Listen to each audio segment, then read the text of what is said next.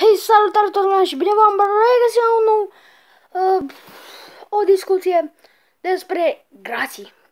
Grații. Este verișorul meu. Aș vrea să vă spun despre el mai multe chestii. Eu vin de la fotbal. Nu uitați să apăsați și butonul de like. Da, am o discuție despre el. Este cel mai bun verișor, aș vrea să-l aveți. Eu îl iubesc așa ca verișor, îmi place foarte mult de el. Știu că ce s-a întâmplat între noi toți, în familiile noastre, nu contează.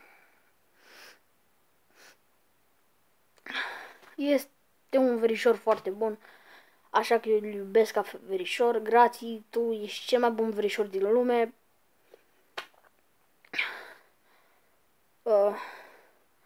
Dați like, subscribe, m-aș bucura foarte mult să vă abonați la el, să dați like, subscribe și da, cam atâta.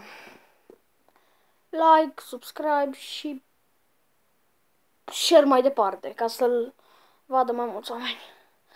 Glumesc, faceți promovări, vă rog, faceți promovări. Bun. Cu voi am fost Denis Marcu. Ne vedem data viitoare. Pa, pa!